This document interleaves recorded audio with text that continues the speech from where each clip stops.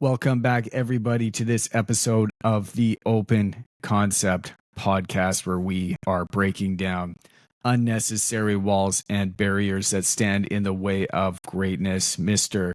Stephen Ward joining us this morning from Coeur d'Alene, Idaho. Stephen, it's going to be such an awesome conversation. You have a short-term rental company for homes and vehicles. And what I really want to get into today is the fractional integrator position. I'm really excited to talk to you about that today. Thank you so much for taking time out to speak with us and our audience. Love to hand it over to you. I couldn't do an introduction that I think would do you justice, so would love to hear from you. Give yourself a bit of an introduction to our listeners. Okay, great. Yeah, it's super cool. Thanks for having me. I really appreciate it.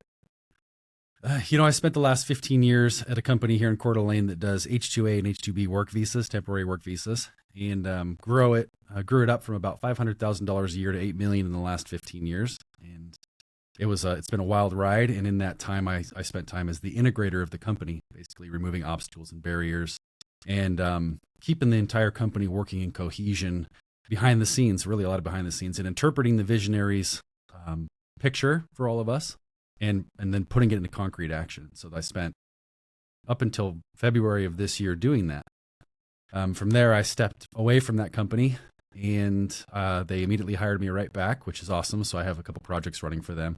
Amazing. And I work now as a fractional integrator, which is basically that role, but even more high powered and focused to help companies or business owners sort of crack out of, I call it getting them unstuck and pointing them in some directions that seem to come naturally to me, which I think is pretty cool, and then really opens the door for them. So that's the lane that I'm sitting in. And then the short-term rental thing is really my wife is spearheading that side of things, but I'm supporting her because she's the visionary in our relationship and I'm the integrator. So yeah. She's the CEO of the household. I get it, man. I'm not the CEO of my household either. It's sort of a weird place to be. Yeah, every good thing we have spawns in her brain, and then somehow she can paint enough of a picture that I can go make it happen. So it's a pretty cool team. Yes, sir. Oh, I love it. When you're talking about the CEO of the company or the owner of the company or any company, whether it's Apple, Amazon, name any sort of company. If you know the founder and you think of the founder, that founder is often painted as the visionary of the company. But it's the integrator, that rare diamond, that secret weapon that often is less known, but drives far more impact, or a lot of the impact, the success of the company. Mm-hmm. Right. So what makes a great integrator? And I have a business partner as well, and I look at him as very much an integrator. But what, in your opinion, makes an incredibly great integrator? And you said things come naturally to you, but not so much as others. And I think it's more natural for people to have big visions and dreams, but act rather than paint a strategic picture on how they're going to accomplish that. They need somebody. They need some direction. They need somebody to take what it is that they're painting to their team, pitching to their team, pitching to investors, whatever that is. They need somebody to make that happen. So what makes a good integrator? A visionary is brilliant because they'll make it happen to start with. They'll become the integrator and the visionary all at once at the beginning of their companies. An integrator has to come in when the systems need to start strengthening, because a visionary gets bored with systems. And so a visionary often needs an integrator person to come in and say, okay, I've got this chaos here that I've built to a certain size, but I can't grow it any further. I'm reaching this cap. And so I think what a good integrator does is they can see the moving parts and they can see how they'll come together. So that's part of it. And I think an integrator is really good, I think naturally, when an action is going to be taken, they can see the ripples of it across the entire company and into the future. So those are two major skills I would say that an integrator has. And then somehow just sort of the roadblocks are apparent to us. I don't know why that is, but we can see them as they're coming. And so it's very easy then to solve that. I love problem solving. at this company for 15 years. Every 2 years, I'm telling Terry, who's the owner, I'm like, Terry, I'm bored. I don't have anything big enough to chew on. I'm like, you need to bring me an elephant, or I got to leave. And so he's always bringing me an elephant, which is it's a visionary gift that they can do that. I can't do that for myself. Ideally, an elephant with a trunk in the back and like an ear that's maybe missing and 3 legs. Yeah. Find an elephant that you need to have walk, and like that's the kind of elephant you're looking for. Is that right? Something like that. Something that needs a heavy lift. I like to take off a big bite, because then it just breaks down into parts. And then when you can get the whole team behind that vision, and you adopt some of the processes that the entrepreneurial operating system offers, 90-day action items that roll into a 1-year plan, and be specific and intentional about how you report on those weekly, man, you can make a lot of progress. How much progress can you make in 90 days? If you were walking into a company and they had said, hey, here's all of our problems, here's everything on the table. Those first 90 days, how much progress can they make? How many of these problems can you identify as being the major problems in a business, and just say, this is the one thing that we need to focus on and really dial that in? Because that first 90 days, I imagine there's buy-in from the team. There's like strategical understanding that probably needs to happen. There's often, I'm assuming, big change within an organization, probably. And I mentioned the buy-in from the rest of the staff as well, because there's probably a point there where people see things moving quickly, problems changing, new staff maybe either coming because they're needed, or staff that's being exited out because you realize maybe that's the problem, or somebody's on the wrong seat of the bus. But how much progress can you make in 90 days if you are highly focused and being effective with the problems that you understand as being the key issues? Well, I would say what's kind of bonkers is after one session, if you ran like a quarterly, and just identified the key components of a company between data and systems and tractions and people and the whole thing and vision, you're going to find huge cracks almost instantly somewhere. Perhaps their meetings are completely ineffective, and there's simple tools you can apply to that to get a lifeblood and a pulse out of meetings that actually solve problems and make them go away, instead of these endless discussions where we get together for an hour and everybody hates that they're there, and it's because it's a waste of time. We'll all be talking about the same stuff next week. So it could be there, it could be in lack of vision, it could be a lack in core values. And shockingly, visionaries can take a company to a certain level and have none of these things in place. I mean, inherently they exude it, visionaries tend to, but they can't quantify it or speak it in a way that it can be duplicated. So within just a couple hours of a leadership team being open and honest, if they can be that, we will find something almost instantly. And then the key is not overwhelming them, because you don't want to attack the accountability chart and your meetings and your rocks and your core values all in one shot, because it's just too much. What makes a great meeting then? Because you mentioned that, and as well as we'll get into quarterly planning. But in your opinion, you mentioned meetings, and I think that probably hits home with a lot of people, because there's a lot of business owners that are out there like, yeah, I'm running my weekly team meeting every week, but you show up and with a lot of energy, and there's a lot of long faces that are sitting around the table, or they're there, or maybe there isn't a lot of energy, and you kind of like, I don't know, we talked about this last week. Why are we here? Like I have stuff to do. But how do you recommend running a highly effective meeting? And I understand like there's very different types of meetings. If you're an EOS guy or gal and you want to run a level 10 meeting, not everybody loves EOS, but how would you define running a really effective meeting? Well, at the simplest form, lining up issues and making them go away forever, like coming up with solutions with accountability tied to that back end. On a more complicated answer, it's, Gino Wickman and EOS. I'm a huge proponent of how he runs his meetings, which is they start at the same time and they end at the same time every time. And they're on the same day and they have the same agenda. And when you do that, you create this cadence. They call it the pulse of the company. You need a pulse to stay alive. You come into that meeting and the entire first portion of the meeting is just focused on fleshing out issues. You prioritize those. You knock them out in order of priority instead of in order of what's easiest, because some teams want to do that. Well, like, that one's easy, let's talk about that. But is that the most important? Well, no. And then if you can break that down into the IDS system, which was identify, discuss, and solve, and spend time identifying the root cause. So-and-so is not performing. Oh, well, they have a bad attitude, so we should do this. No, that's not it. Did you talk to them? Yeah, they're actually not a great fit for that spot. I talked to them and we need to shift them within the company. And maybe it's something even further than that. Maybe they're not right for the company. They're not right person, right seat. But if you don't spend the time getting to the root cause of this issue, whatever it is that you're dealing with, it's just going to sprout itself again next week because you can't kill what the problem is. So if you identify what it really is, not just the symptoms, discuss a solution quickly, solve it, assign it to somebody and have them report on it next week. This company here in Coeur d'Alene, we just flew when we put this in place. How do you find the core root of an issue? Practice. Because there's a lot of surface issues. Is it simply just asking a lot of questions?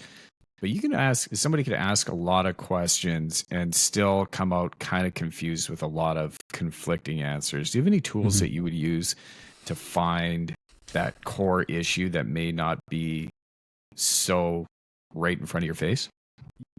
I wish there was a simple tool for that.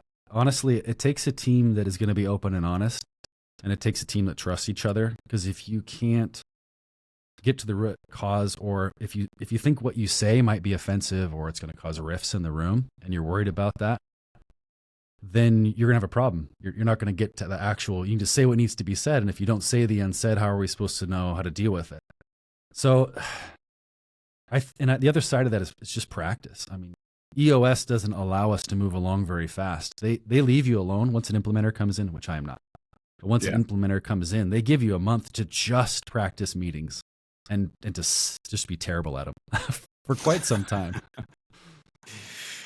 Yeah, well, Traction, I mean, you mentioned Gino Wickman, right? Traction was one of the first books when you start getting into that. I always recommend when you're starting a business, or if you're after your second year of business, where your first primary focus is getting customers, getting your name out. It's sales, it's marketing, it's doing that. But when you start building any sort of team, having systems in place for these types of things, for meetings, for feedback, for everything in your company is apparent. And that's become a bit of a Bible to follow in the integration world, right? So where did you get started in your journey of you recognize you're a bit of an integrator, and was there something there that you like, did that really come naturally to you? Did you know right off the bat, hey, I'm an integrator?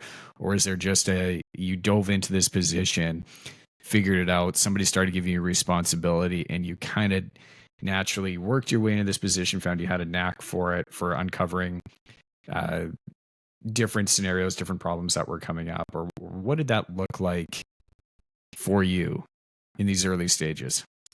I think it's inherent. I think it's just part of one of my unique ability. I came to the company not knowing that I was an integrator, not knowing how to label it as such. But I came in, this is a paper company. To find out what was happening on a case, you had to put somebody on hold, run to the other office, pull the file folder. I mean, crazy stuff. Like 2010, we're still doing that. So teaching myself, FileMaker, building a database, continually revitalizing it so that it's very efficient. And then when that runs, I hand it off and I go to the next part, and marketing was the thing. And so when EOS came along and I could put a name to the thing that I was doing, that was really helpful, because then we could define that role within the accountability chart and let me fly within that even more. But what's interesting about your question is, like, I was going to do it anyway. It's just kind of inherent. It's just an inherent skill. And yeah, it's pretty cool to be able to name it, because now EOS has gained so much visibility across our nation that when I put Fractional Integrator down, almost everybody has some understanding of what that is. So the journey wasn't much of a discovery process so much as it was a way to identify exactly what it was to be able to explain it better. Yeah, that's a great point, because anybody that hasn't read the book or has an understanding of what an integrator is, they would question you on that. But it's really given you a platform to identify that role, and probably given some value to, like, I do all these things naturally, but what the hell does that mean? How do I box that up and sell myself as this position? Like, what people, I'm just a problem solver. I come in, I do this thing, but being labeled as an integrator I think people naturally have an expectation and understanding of what that's going to be now if they're Mm-hmm. somewhat mature in business or in a maturing stage. Yeah. And I think it's awesome because there's so many businesses out there that need that help. And they're like, I have all these ideas, we can move forward, but I don't really have time because I'm focusing on the vision, but I'm also integrating, systems and running meetings, but it's kind of off the side of my desk. And I'm doing all of these things sort of half speed and half effectively as I need to. And what I really need is a partner in business that's going to be able to take all these things, take all these problems that I have and solve them for me. As a business partner, or in your case, a fractional business partner, and this is a service that you offer to a lot of companies, which is very, very cool. Well, thanks. Yeah, it's fun, and it's one of those things that I would do for free and do for free, just because it just comes so naturally within a sit down with a business owner. It just kind of comes about because they're always dealing with something. Just like we were talking before we started recording, you're dealing with something. There's always something going on. Yeah, if you could help me deal with that specific problem that we were talking about offline there, that would be awesome. I don't know how you deal with that, but yeah, I'd hire you, and that's to do that, no problem. I think Money you're well on well your way. spent. So do you find that when you go in and you're working with companies, is it more often a person problem? Is it just a simple process problem? Or is there really, maybe it's a difficult conversation that needs to be had that isn't being spoken? Maybe it's many conversations that need to be had and there's this underlying tone. Like, I imagine that there's the real soft side, human side of maybe it's accountability.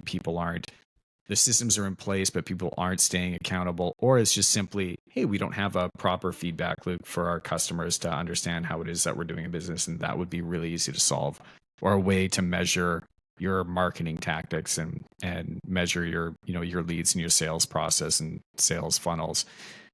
Is it more often on that soft side, that person mood, the accountability side, difficult conversations that aren't being had side? Or do you find in a lot of cases it's very just easy systems that need to be implemented and followed? Gosh, that's kind of there's so much there because each business can be so unique. Oftentimes, the leadership team is the team that came up with the visionary, but they're not actually leaders. They're just the team that came up. And that team often needs to be shook up. It can just be a few key personnel changes. It's identifying the core bits of a business: sales and marketing, operations, finance, and putting accountabilities to those things and assigning someone to it, because they're often shared so far.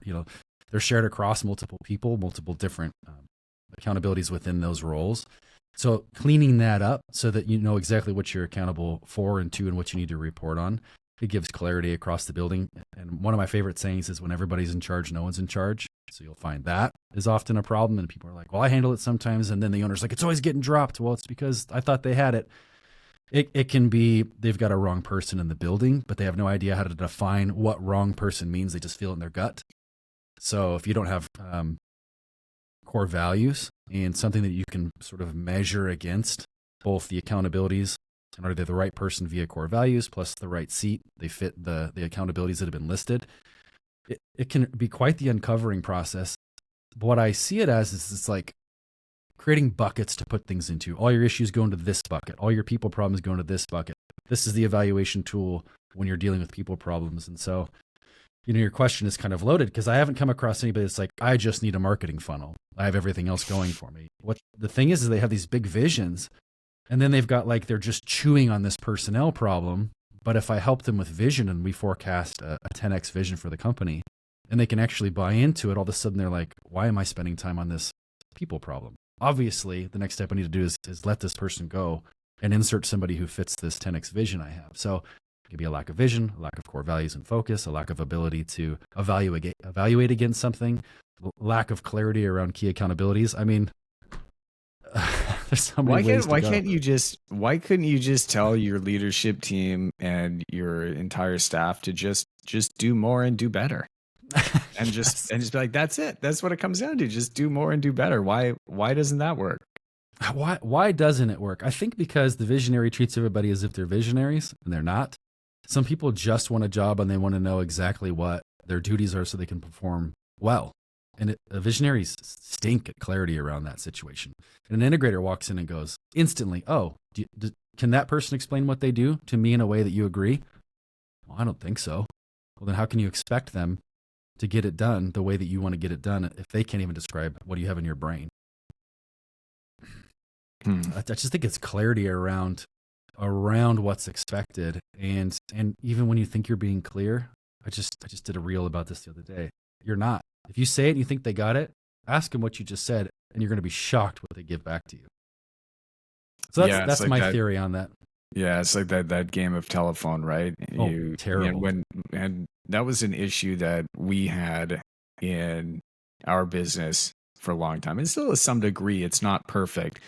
But when you have too many channels of information, right? If you have too many touch points from whether it's going to be initial, point of sale. In our case, we have a long handover period, right? So between sales and production, it's a long sales cycle.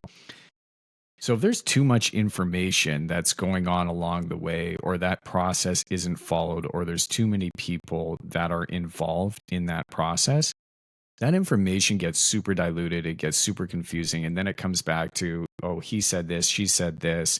And then you start losing accountability because, like you said, if nobody's in charge, or if everybody's in charge, then nobody's in charge. If everybody's expected to sort of do the same thing, then there's no accountability behind that. Mm-hmm. And so you have to get really clear on defining that role and who's accountable for what. Mm-hmm. There's a really sneaky trick in that too. And I don't know if you've experienced this, but when you go to set those accountabilities up, you need to pretend that no one works at your company. And you need to build those accountabilities in such a way that it benefits the company. And it's such an easy trap to fall into of going, well, Jim's really good at this, so we'll just make that as accountabilities. But if Jim left tomorrow, you're going to need something filled. And maybe that person you bring in doesn't do these couple, quirks that Jim does. And so it's really important. The leadership team has to be able to work on the business when they put these things in place and say, what's best for the company? Then we go back and backfill it with the right people. What would you say to a business owner or visionary if they found somebody great that they wanted to work with and they said, you know what, I don't care. I just want this person on my team. Let's bring them on. Let's bring him in. Let's bring her in, and let's build a role around that and find a spot for them because they're the right person. We want them with the company. I don't know where they're going to fit in, but we'll find something for them and we'll kind of build something out when they're here and kind of just push them into the company. How well would that work? Well, if there's one thing that I've learned is that culture is everything. And so if the owner knows what their culture is about and they find somebody that fits that culture, we just did it here at LCI before I left. We brought somebody on who is the right guy, absolutely the right guy. He's going to have the company's back and he's somebody you want in the building. And he fumbled around. He was in the wrong spot and he stayed open and honest. And we got to we started moving around in the building and he was finally able to express what it is he had seen and where he thought he could fit. And it's been worth it for this company to have done that. Now he's exactly where he needs to be. He's flying, and now he's both right person with the culture, and he's in his right spot. I'm a huge proponent of bringing on the person that's the right fit and trying to work them around. Will that always be the case? No. Maybe you can help them along the way, or to their next thing. But man, culture is such a big deal. Yeah, it's a good point because there's a lot of people that would, and I'm with you, right? You find that right person, and you sort of know. I don't know where I'm going to put them, but I want them on the team. I know that if we were to work together, we're gonna make magic happen. But I think there's a lot of people that would say, stay away from that. Build the role that you need for the company. Hire for the best fit for that role specifically and take emotion out of it and just make sure that they're going to be, yes, there's a culture fit, but they're going to be able to execute on that role really, really well based on how you've predefined it to fit with the company. And that's sort of that's sort of a black and white thing, and I think that there's a lot of merit to it. But I also think that there's some magic that happens in the gray for a short period of time, and that was sort of to your response, right? You know that it's going to be the right person, going to be the right culture fit. At some point, we're going to find somewhere that's really they're going to be able to move the needle and really benefit the company. But just having that right person at the table or on the team is going to make a huge difference. Yeah, I'm 100% with you. And 10 years ago, me would have gone black and white, and we did that for a while. And almost every time it didn't work out. Almost every time. High performers that didn't fit the culture, and we just filled the role and didn't stay in culture enough, thinking that they might come and adapt to culture at some point. Foolish. Just foolish. Man, a lot of rough times, a lot of rough letting go conversations, just because we didn't hold the line on culture. That's why when you find that person that fits, it's like, come in, let's see if we can find some place for you. If you can't, at least we tried, because you're the right guy or gal. Mm-hmm. What makes a good, like you mentioned, a lot of people are on the leadership team that just maybe shouldn't be on the leadership team, and that because they've been with the company for a while and they've grown with the company. So there's this understanding that because they've put in the time that they should have some say in the direction of the company. So you put them on the leadership team, and maybe they don't come with a great attitude because they've seen so many changes within the company, go and grow. So they're maybe a little jaded. How do you really define who is going to be at that leadership table? Oh boy.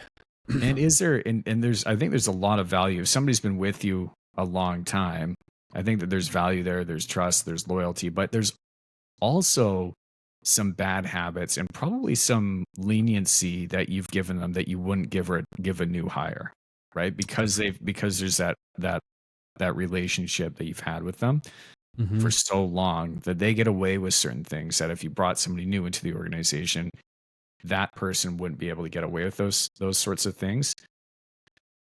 It seems like a bit of a fine line, and I know a lot of companies that are like this, and maybe it's a difficult question to ask, but that's what we're here to do. And I'd love your thoughts on these traits and who really needs to be at the leadership table to move the needle forward.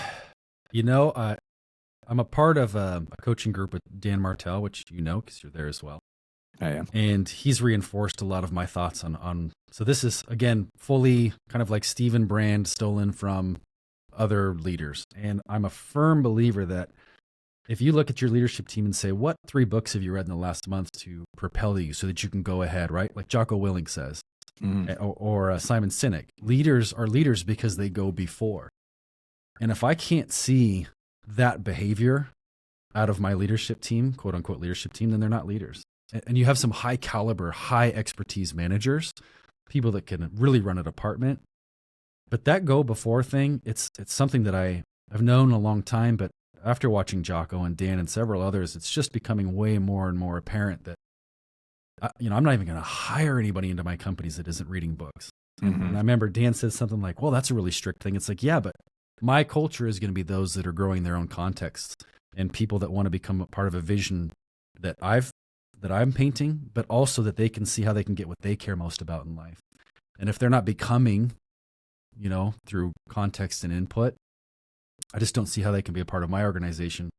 And that's what my advice would be to the leadership team. I've told leaders this specifically. I said, you tell that group, because it was a group of people that have been around a long time, tell that group to go out and read a leadership book and tell them how they're going to use that to contribute. And if they don't even bother to read the leadership book, then you need to have a tough conversation about how they can be better used somewhere else in the company.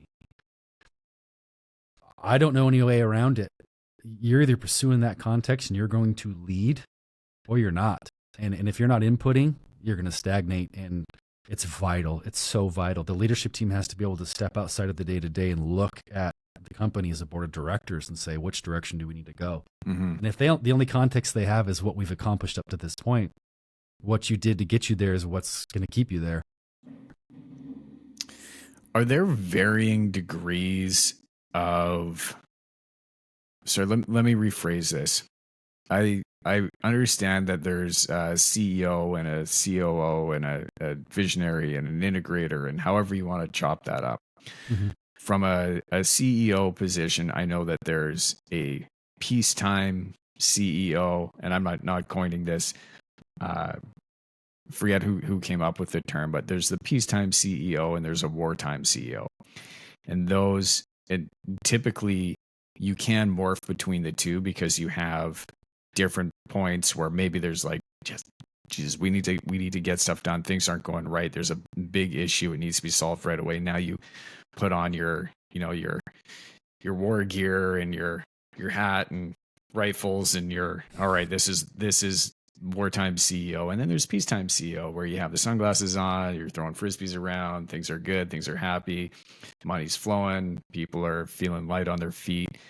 But is there varying degrees of systemization and like based on problems? Do integrators find that as well? Is it more linear, or do you find that like right now these are the problems that we need to deal with, hands on, get into it very, very quick, and then we have like our base systems in place, but if there's a real fault in the system, is there a morph between personalities between the integrator that like really you can see as being two very different positions or for two different people? Is one integrator cut out for every business, or do you almost need two integrators for different problems? That is a really interesting question that I have way too much experience with. Okay. I had lunch yesterday with an integrator of a forestry company here, and I think there's kind of two types of integrators. And Ben Wolf talks about some of this. He runs a fractional integrator company. Yep. And a fractional integrator is wired a little different, and I think that's more of where I'm at. Meaning, I have like 10 to 20% visionary in me. Right. I'll get bored just the same the way as a visionary will get bored. And there's like this long-term, long-suffering integrator, which is who I met with last time. These people that love to be in the day-to-day, that are super awesome about holding the core values, holding the standards, and putting systems in place in which the company can run, and everybody knows where they're sitting on their footing. So my answer to this question would have been different 10 years ago, but I've seen it even at LCI, where when we got into peacetime, that's when my style of integrator starts to die. And if you want to stay in peacetime, which I actually believe is stagnation, and I don't recommend it, but if you want to stay in peacetime, then you're going to need somebody who's like, I love day to day, I love the standards, I love making sure that this machine is oiled, and I want to get into the gears and keep them. I love to build the gears. I do not want to oil the gears. And so I'm wired a little different that way. And so to your point, I believe fractional integrators are great because they fill this niche of high impact over a short period of time to then hand off to someone who's like, yeah, let me go grease those gears you put in place and I'll make improvements to those. But I'm really seeing that more and more. And over the history of my time here, if the visionary hadn't given me a bigger vision, I'd have left a long time ago. Yeah, that's a really good point.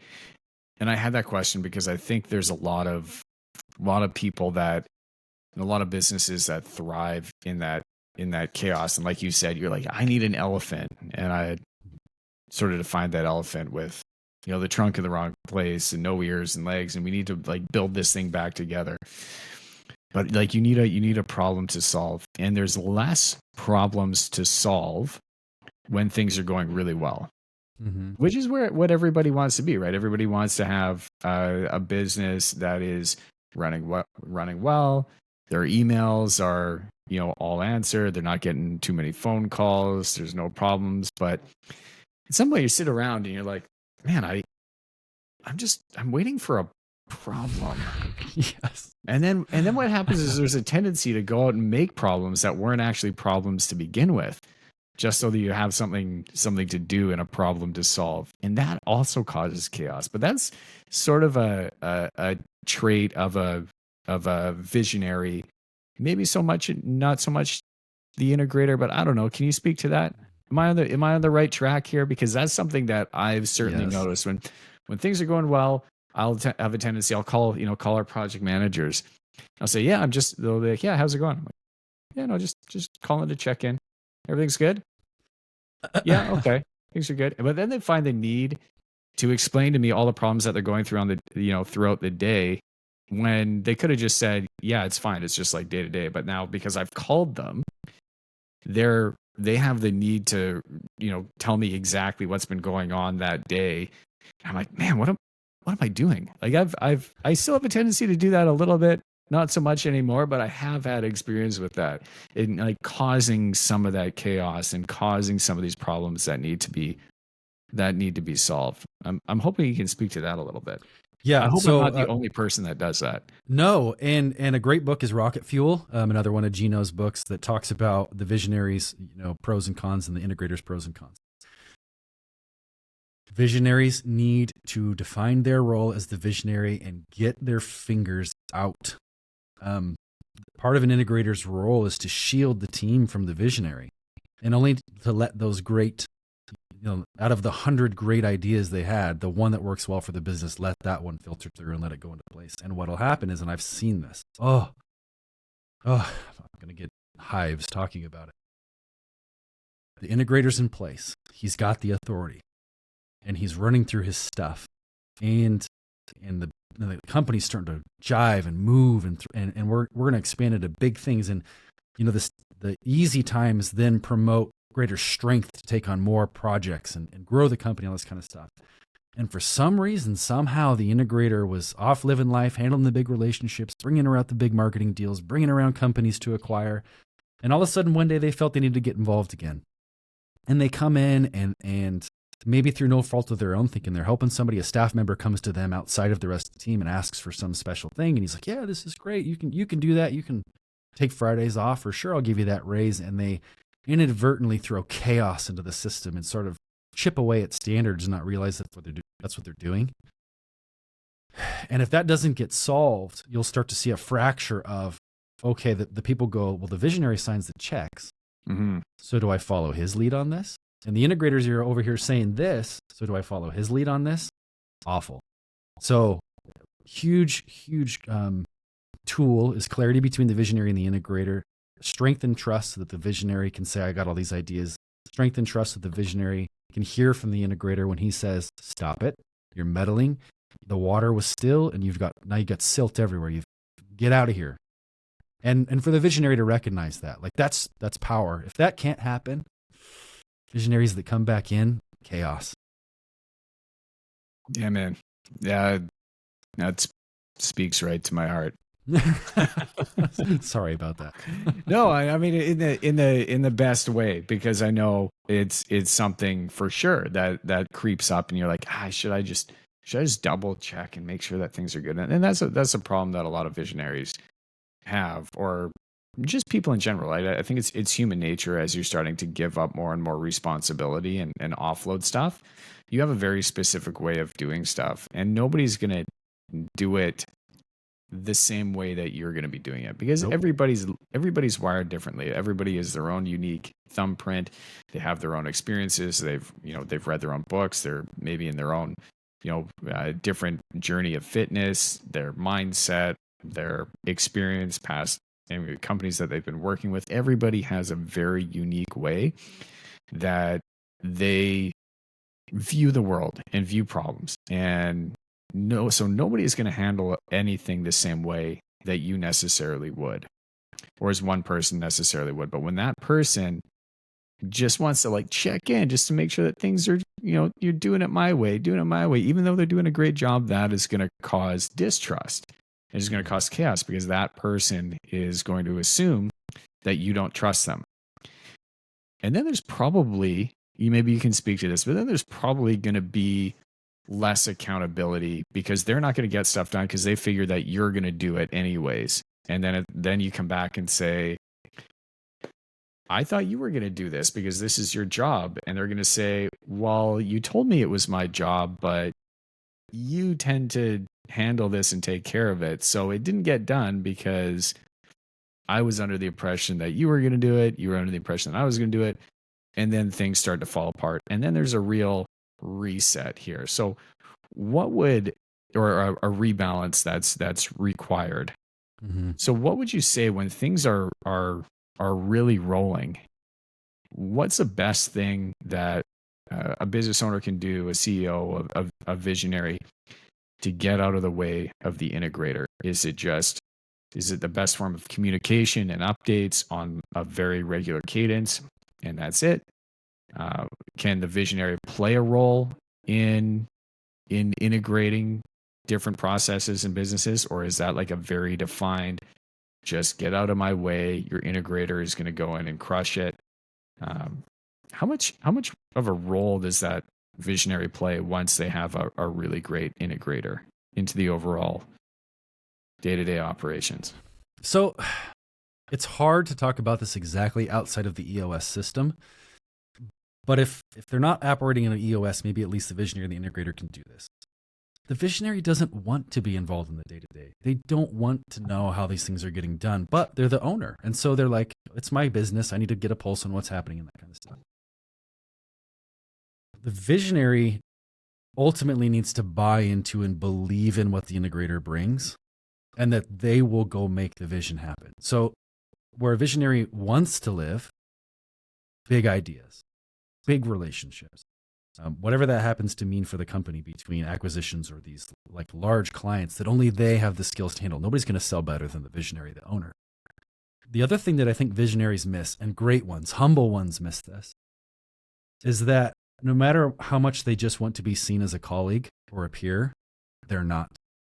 They signed the checks. They make ultimate authority. And so your example that you were talking about earlier is when they come back in and they start kind of talking about, well, we could do this and we could do that. And then what happens is everybody that hears the visionary speak goes, let's get the stone tablets out and put this down in law because, he's come down off the mountain to speak to us and we like him. We love him. So let's make this thing happen. And he may have just been thinking out loud. And then next week you've got another think out loud. And that thing is a whiplash, a different direction from the last week's think out loud. And if you don't have an integrator in between that, going, hang on, that's a great idea. Let's work on implementing it. That's not a great idea. Let's put that on the long-term list of vision. Boy, the chaos that can be created again. Just in people wanting, it's all out of great intention. The visionary loves everybody. He wants to come talk about stuff. The people love the visionary because he's awesome and he gives them this opportunity. And all of a sudden you have all these initiatives that are starting to take place that should have never started. We run I have a construction company here as the primary operating company, and we build homes. We build restaurants. We're building a beautiful brewery right now and big restaurant. And when I walk onto a job site, the work stops. That's not my intention. That's why I don't go to site very often, is because when I show up, people seem to, they see me walk in and they come and they talk to me. They want to have a chat. They ask my opinion on a few things. They do this. And I have to act like a bumbling idiot. I have to act like I have no idea what's going on. I can, certainly be friendly. But if I get in the way and start having conversations with different contractors that are on site, or talk with, maybe the customer happens to be on site and I'm speaking with them and I give an opinion that is maybe outside of what the project manager on site has spoken about, I am going to hear about that. And so for me, when I walk on site, I'm like, I just have to zip it, and I have to just show up and just say, hey, I'm just, here to film a few things. Just don't stop working. Because as soon as I walk on site, the work just stops because people want to converse, and like the conversation they're going, music maybe turns down. The whole flow just stops because I interrupt it without really trying to, but it was something that just naturally happens. How'd you discover that? How did you go, I don't love this, but this is my impact? How did you figure that out and decide to change? It was honestly, my staff just gave me shit too much, and they said you can't go. Like finally, I heard it enough times that I was like, all right, you're probably right.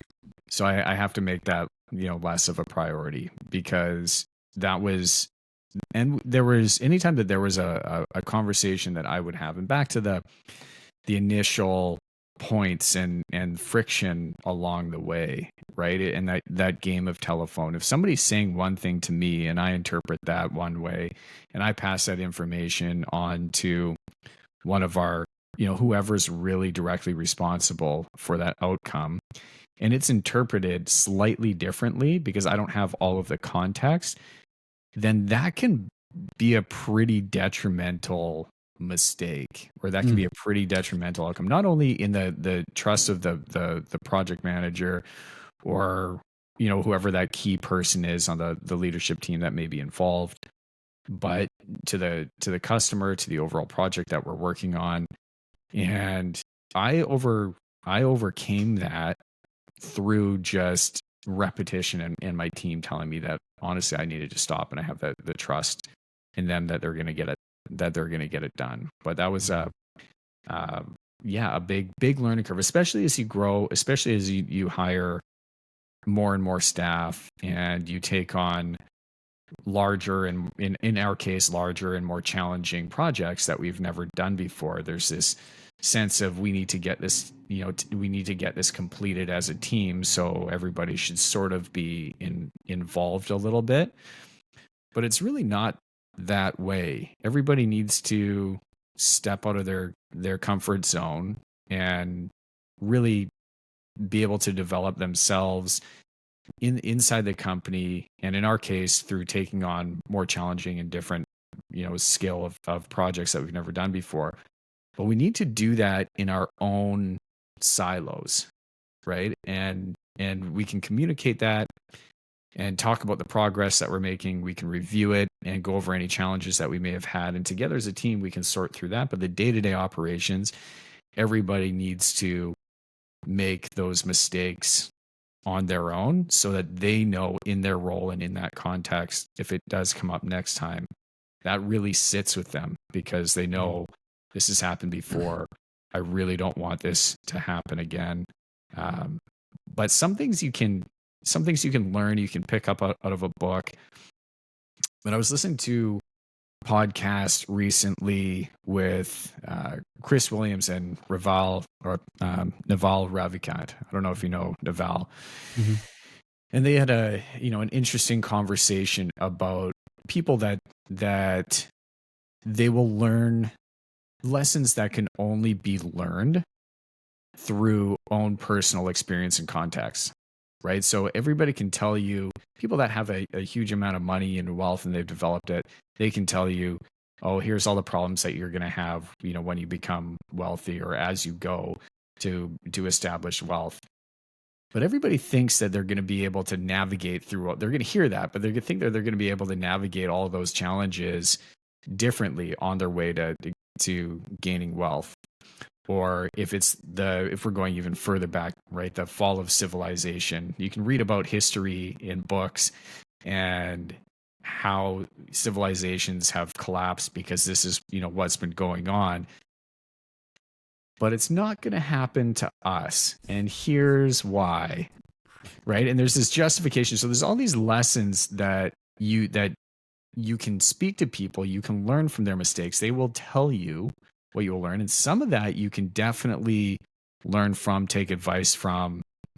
But some things you just can't learn. It just won't sink in until you've gone through that in your own personal context. Mm-hmm. Does that make sense? Definitely. And are you talking, you might be talking about both. Are you talking in terms of your own growth as the visionary, but also as you have teams and you've got a team that was like everybody kind of did everything. Now they're moving into their own buckets and allowing them also to overcome these challenges on their own and learn that sort of hard knocks way. Are you talking about both you and your team? Yeah. Yeah, 100%. I'm talking about human beings in general, because there's a natural, I feel anyways, there's a natural instinct to want to grow, to want to learn. I think most people do want to grow, and most people do want to learn, and most people do want to contribute to, whether it's the role in the company, role in society, role in family, whatever that is, they want to make sure that they're going to be able to contribute. And so you start asking, if you're interested in something, you start seeking out advice from others, and you start hearing things along the way, and you pick up you pick up a percentage of that, what to do, what not to do, what worked well, what didn't work well. But until you really go through that on your own and you can look back and say, like, I knew better, but I did it anyways. I had that information. I knew what to do with it, but I needed to, just dip my toe in that water a little bit just to see. And in fact, yeah, I shouldn't have been there. I shouldn't have done that. Right. So that's, I think, human nature, and just some of these lessons you can't learn unless you've experienced yourself. And I'll give you a little context here. Right. One of our processes in our business, in the operating company that I'm talking to you about on the construction side, we have weekly meetings with our clients. After that weekly meeting, we send a recap of what we discussed in that meeting and the decisions that were made. Right? There's an agenda that goes out to the customers. These are the things that we're going to be going over. We go over those items in the meeting. Any other items that have come up for discussion, that gets recapped and it gets sent through our CRM system. Why is that system in place? That system's in place because we've too many times had a conversation that's been interpreted differently, and that information didn't get to the right person at the right time. So what happens is that system in particular, if they're speaking, project manager goes in, they're meeting with the customer, there's conversation that are had. They feel, you know what, I don't need to send a recap there. We're all on the same page. We've all had the discussion. We all know what needs to be done. So that recap doesn't get sent. They know that it needs to be sent. They know that this is the process, but it doesn't get sent because there's just this human element there that feels, hey, we have a connection. It just doesn't need to be done. 4 months goes by and there's an issue that arises because that information wasn't transferred properly, right? There wasn't a recap. It was something that was, well, don't you remember when we were talking about this 4 months ago and this came up? So yeah, but this is what I meant. And I was like, well, this is what you said. And like, that could have been solved through process. But and any time that there's a breakdown, you usually know that there's something that you could have done differently because you understood it, but you just didn't, and you'll learn from that a lot faster if you're making those mistakes. Yeah, for sure. I'd love to do another pitch for what an integrator might be able to step into, especially if you're doing weekly level 10s. What I love about the level 10s and identifying issues and stuff is it helps you, teams being honest, that thing comes up. The 4-month thing, right? You go, oh man, this happened. We just now discovered it. And you get in and you go, this is probably what you guys did. So I'm kind of like probably looking back into history. Okay, that can never happen again. What was the root cause? We said we're going to send these things out and we didn't. And so they're not going out every single time. Okay, we've identified that the issue is that clarity is never as great as we think it is through verbal communication. Our solution is this recap. How can we make sure that happens every single time? I love how you said that clarity is never as clear as it is through verbal conversation. Yeah, you take a lot for granted. I mean, holy cow, if you step into like the 3 laws of performance and this pesky little thing that we have in front of our face called our deterministic screen, which is, the total quantity of what makes us and all the experiences that we've ever had. And so we get this little pesky screen that interprets everything and gives it to us based on our own experiences and life experiences. And we've all got that. And all of us are battling with even identifying that it's there. So when you think you're clear through verbal communication and you haven't spent the time to go, okay, this is what I think you said. And that person goes to 100%. This is what I think you said. And they say 100%, which you don't have time for in business. You've identified that the clarity through that email is going to be the thing that solves this business problem. And then you put metrics around it and make sure that it goes out every single time. And then that problem should be gone forever, which is the goal, so that you can go to the next bigger problem. You mentioned, yeah, I mean, I totally 100% am aligned with you there. And this is great. Like, I feel that I'm getting a master class right now in integration. So thank you very much. You mentioned Chris Voss as well. He's written a number of books. Never Split the Difference is one that is very commonly used and referenced often. What have you learned from his work that's helped you in your role? What is it? Is it negotiation? Because there's some, like there's the way that you can look at negotiation from a a monetary standpoint, right? And we're negotiating on price. There's something to be said there too. But I imagine there's negotiating on accountabilities, negotiating on commitments that are going to be made between team members, right? So if you have, how does that come up at a leadership table if there's a new role that you're looking to integrate, or that somebody isn't meeting your expectations, or somebody isn't performing the way that they should be in the role? Let's use my example that I had used, right? There's the recap there that isn't going out. When it comes to negotiating, is there any negotiation there, or is it, and it's just flat out, you didn't do this, it can never happen again. This was the process, you didn't follow the process, it's done. Depends on how much buy-in you want. Oh, keep going. Finish the question. Sorry.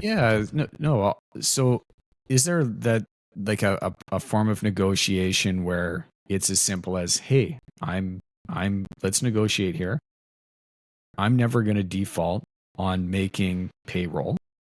Right? Every 2 weeks, I'm never going to default on making payroll. And you're never going to default on never falling short on this specific process again. Is there negotiation? You mentioned buy-in, right? Is there negotiation on buy-in? How does that sit?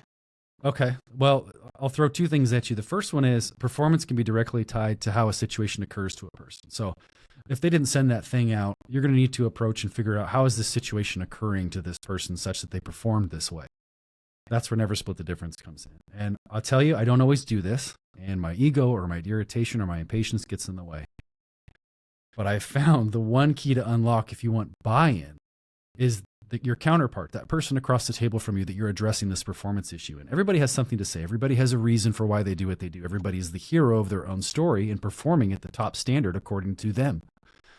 So when you sit down and you approach the situation as in, I'm going to spend my time making sure that this person across the table from me feels completely and 100% understood by me, I have found that is the only way to change behavior and get buy-in. Because when that person feels heard, basically we're all human, right? We all want to be heard and understood and believe that we're heard and understood, feel it. When that counterpart across the table from you can go, oh my gosh, you get me. And we got to this point, and really it's just like my dog died that day, and I got a text, and it was right in the moment of sending that email. And you can actually get to what caused it, and they feel heard. You've gained trust. You've gained buy-in. You're developing a raving fan in who you are as a leader. And that's the long-term, long-lasting type stuff I think leaders need to be doing. So when it comes to the negotiation table, what I consider as the first most important key, and I do this during interviews, I do it during reviews, I do it during performance updates, is get to what that person's, the core of that thing that they feel they need to be heard on, that no one's hearing them. And when they can feel fully heard and understood by you, that unlocks so much reciprocity to, now that I feel that you know, what can we do? Yeah, that's awesome, man. I don't always do it perfect, but I tell you the most impact. My brother works for LCI, and his performance was just everywhere. He's crotchety, irritable, and it took me almost 2 hours. Alex, it seems like you're feeling this way. No, it's this and that. Okay, you're saying it's this and that. What causes you to feel that way? Well, this, and this. Okay, you're saying this, and this, and just some of the tools from Chris. And he finally got to the point where he goes, I just don't feel appreciated. I was like, that was worth 2 hours of mining, because he's proud. He's not going to say that out loud, but he said it. And once we got to that point and we connected on that, we turned it completely around. And then, Crabby Alex is gone, and productive guy is back, and it's magic. Hell yeah. Magic, baby. Had a guest on, Dr. Ken Keys, a number of episodes ago, and I had worked with him, and he does the personality assessments, and I'm very much kind of undervaluing what it is that he does. But they have the personality assessment, so it defines how people react to stress, what their leadership style is.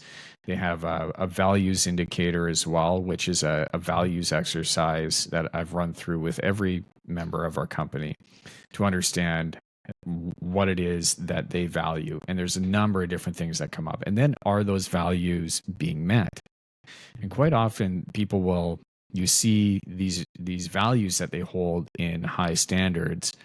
Maybe it's their top one or two, but if those aren't being met, if those values are not being met, whether it's in their personal life, or the company is not contributing to those things that they value most, you're probably not going to get as much buy-in. And that was a very valuable exercise that we went through.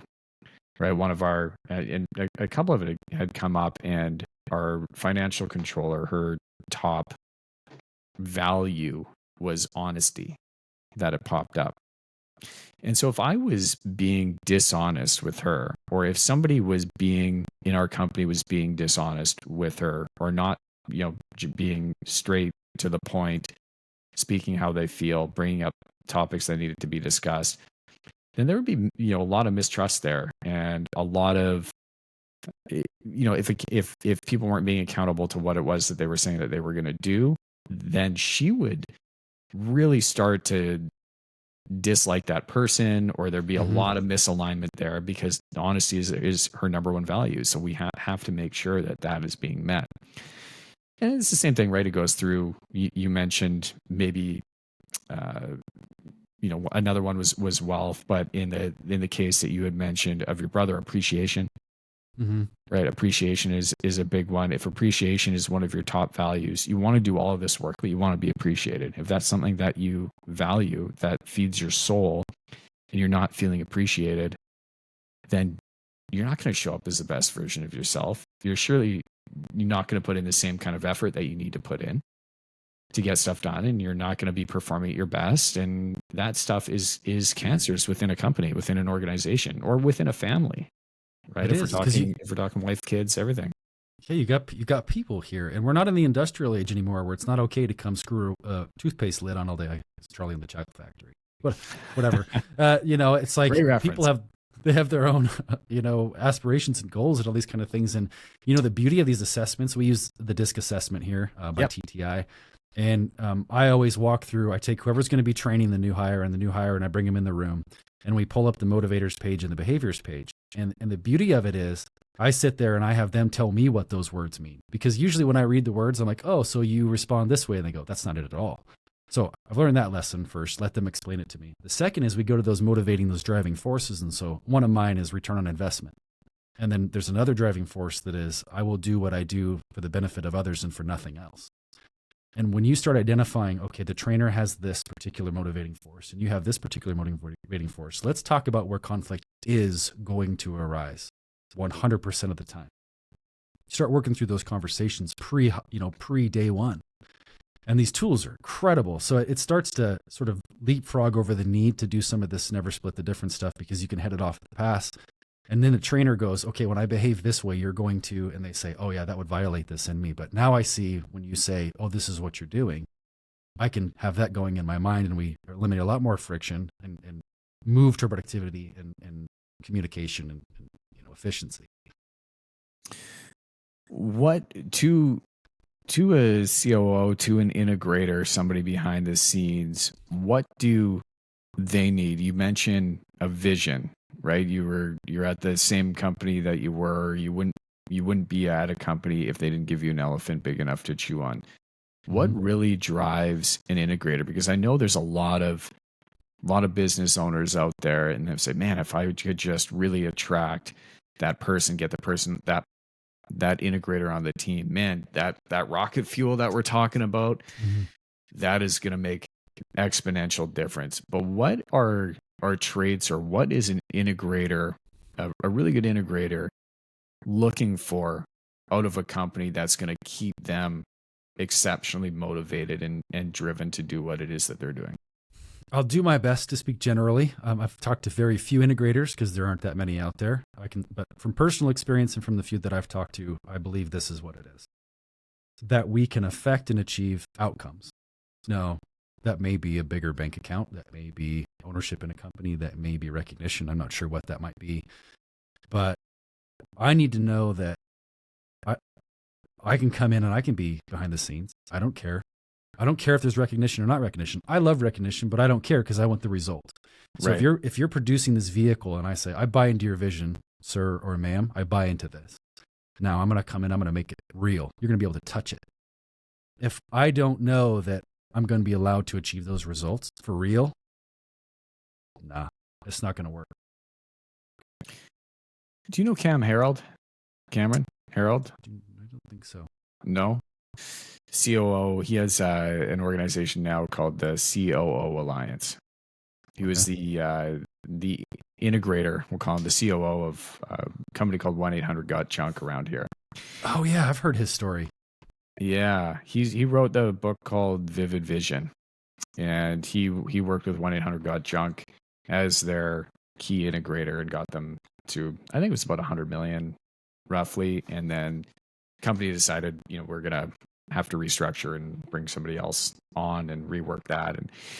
And you'd be a very interesting person for you to speak with. And he has an organization called the COO Alliance, and that's what he does, is works with other COOs and gives them tools that they need to work with CEOs and that visionary role that you're speaking to. I think, I wasn't sure if you connected with him or not, but he's a really interesting dude. I think he lives in Dubai now. I think he moved to the Middle East somewhere. Wow.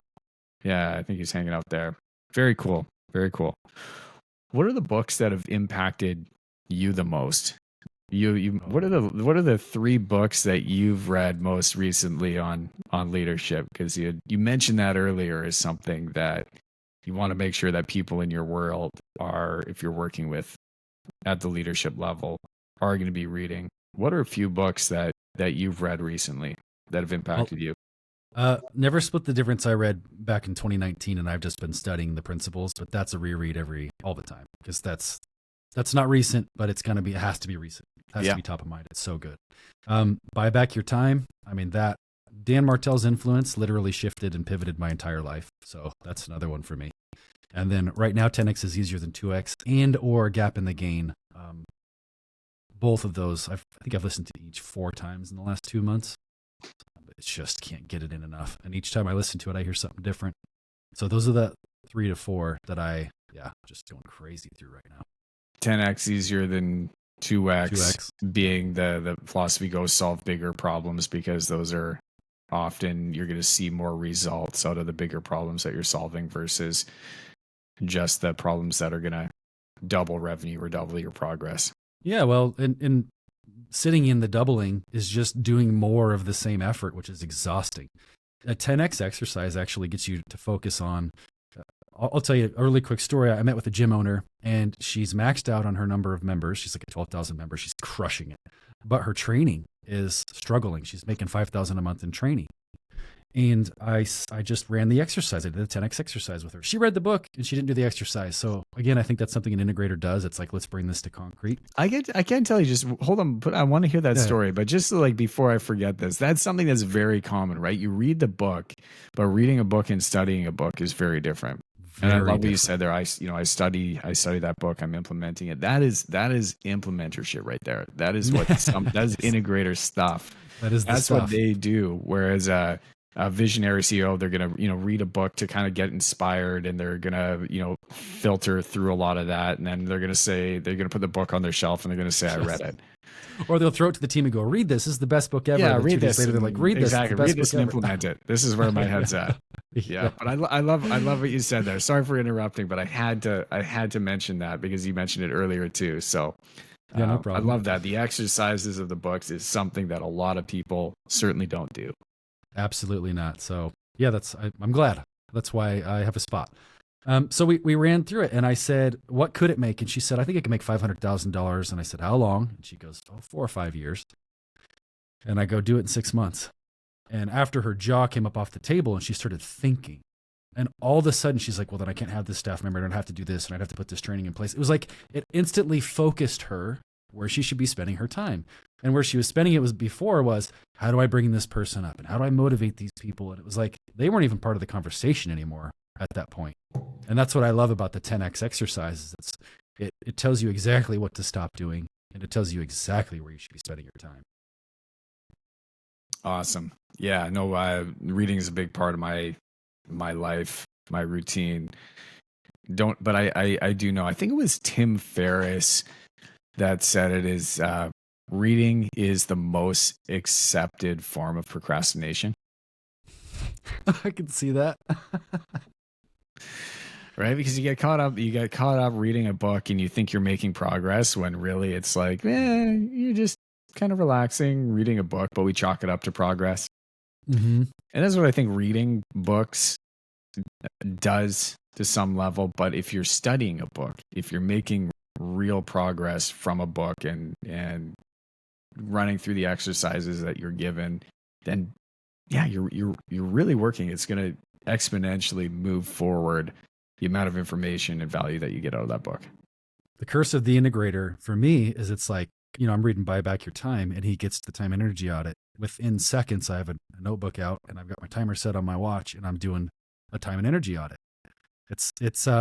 I have to be careful what I read because I'm such a person of action that I could go haywire. So I got to keep it very focused and narrow, because I'll move mountains rapidly once I get the information into my head. And then I wonder why no one else around me is doing that. So that's where I like making that gap for the owners from that book that they read that they loved to, okay, now how do I make this work in my business? Is hiring a fractional integrator, would you say that would be the first step to hiring a full-time integrator? It really depends on your situation. So some situations, a fractional integrator is the only route you can go because you need massive change quickly and you can't hire internally. Mm-hmm. Often you'll find that integrator in-house. And so that is a great route to go. And I think it's, from EOS's perspective, the preferred route, but it's not always the case. What would you say to somebody that's really looking to find an integrator because they know that is somebody that they need on their team? Where are you going to go looking for them? How do you identify that right person in that right role? You've got to read Rocket Fuel.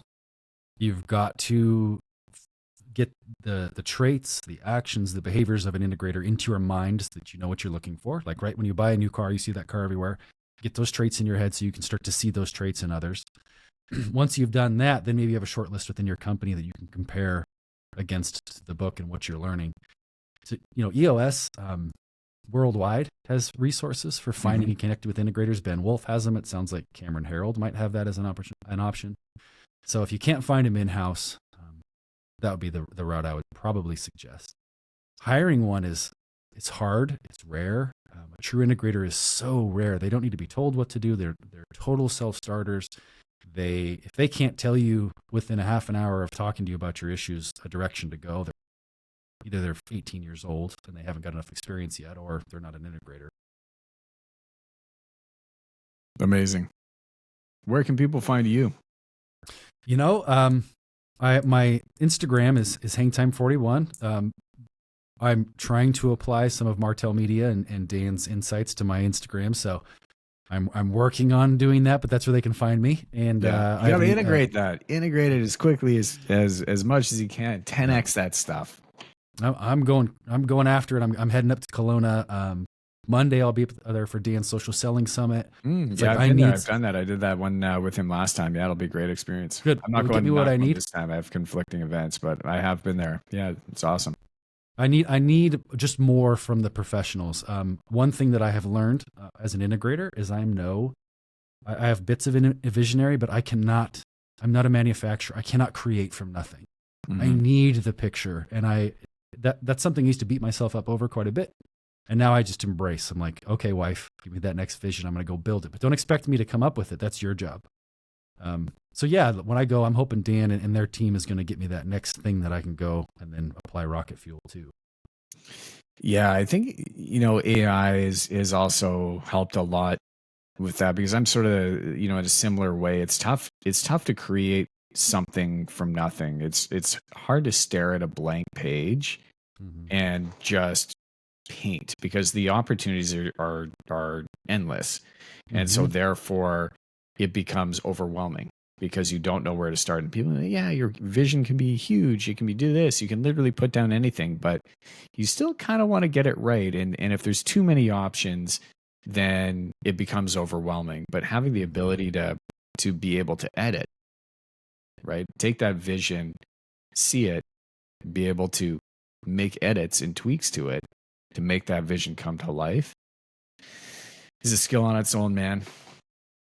Yep. And then I know that once I build it, I got to hand it off because I am not Mr. Continue in perpetuity. I need that next vision to beat up. So to answer your question, Instagram is hangtime at hangtime41. I'll probably end up changing that after the social selling summit. And then, through email at appliedclarity@gmail.com. Excellent, brother. Steven, man, thank you so much for your time today. I learned a ton. I feel like this was a little therapy session, so I'm sure I'll be getting an invoice for it at some point. Awesome. Any last words you'd love to leave to the listeners at all? Right now I'm on this kick for myself, and it's you grow at the capacity of your extremities, and it's like, look for those opportunities that make you uncomfortable. No matter what you're at, you're a CEO, CFO, owner, just keep growing and expand your context. And if it feels uncomfortable, that's probably the right step to take. So excited, man. This has been a world-class conversation. Appreciate all of your time so much. To all of you listeners out there, hopefully you've learned something as well and are as fired up as I am about this conversation. Until next time, rock and roll. Thanks, man.